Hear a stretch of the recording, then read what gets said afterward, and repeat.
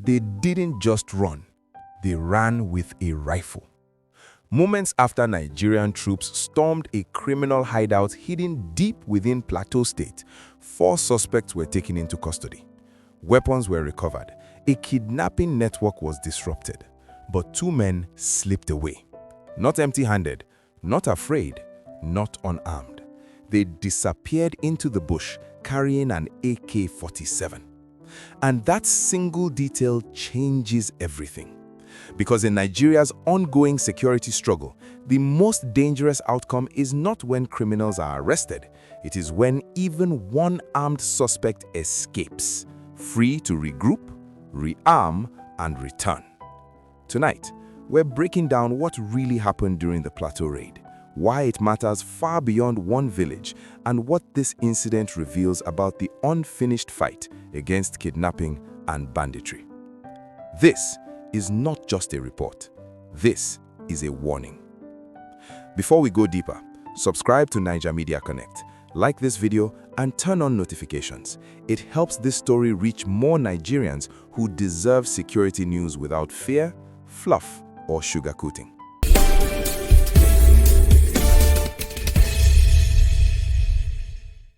Across Nigeria, security headlines come and go. But some stories demand more than a quick scroll. Plateau State has quietly become one of those places where daily life now carries risk. In areas like Wasi, Kadako, and surrounding corridors, ordinary movement has become calculated movement. People don't just plan market trips anymore. They plan escape routes. They plan safe hours. They plan what to do if the road suddenly goes quiet. When criminals can operate long enough to build camps, stock weapons, and target travelers, the issue is no longer crime alone. It becomes a direct challenge to the state's ability to protect everyday life. This raid exposed both progress and dangerous gaps. Wasi and its surrounding communities are not lawless by nature. They are vulnerable by geography. Thick forests stretch for miles. Villages are scattered far apart. Roads are narrow, poorly maintained, or non-existent. Mobile network coverage fades without warning. For criminals, this terrain is an advantage. For security forces, it is a test. Forests become escape corridors, footpaths become supply routes, hidden clearings become camps. This is why kidnapping gangs don't just pass through, they settle in. This operation did not begin with chance. It began with information. Security forces attached to the Nigerian Army's 3rd Division, operating under a joint task framework, received actionable intelligence pointing to a specific location near Lantom village in the Kadako district. Not a rumor, not a guess, a location, a network, a time window. This matters because intelligence-led operations reduce blind patrols and increase precision when executed fully. In the early hours of Tuesday, January 6, 2026, troops advanced toward the suspected hideout. The approach was careful, quiet, deliberate. As the soldiers closed in, the element of surprise worked, at least initially. 4 suspects were apprehended at the scene. No dramatic shootout, no prolonged chase. A moment that looked like a clean win. But security operations rarely end at the first arrest. Inside the hideout, soldiers recovered weapons used to intimidate, control, and terrorize victims. Among them was a locally fabricated firearm, a reminder that criminal innovation does not require factories, only intent. These were not tools for self-defense, they were tools for domination. Each weapon told a story of past victims who had faced the same barrels, the same threats, the same fear. Then came the moment that changed the narrative. During the initial confusion, 2 accomplices escaped. They did not flee empty-handed. They fled carrying an AK47, believed to belong to the gang. This is where a successful raid becomes an unfinished operation, because in Nigeria's security environment, one rifle can fuel many crimes. An AK47 is not just a weapon, it is leverage. It allows criminals to overpower civilians, challenge security patrols, and enforce ransom negotiations. A single rifle can guard multiple hostages, support repeated kidnappings, be sold, traded, or transferred, cross state lines undetected. When a weapon remains unaccounted for, fear remains mobile. If you believe Nigerians deserve security updates without distortion, support Naija Media Connect by liking this video and subscribing. Your engagement helps push these stories where silence can't bury them.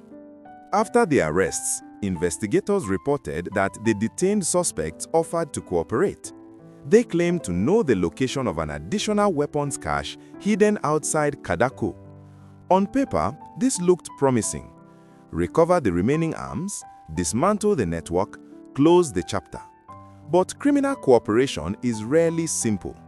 As troops moved with the suspects toward their alleged cache location, the situation turned deadly.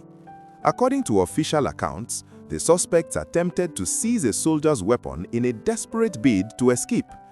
This was not confusion. This was calculation.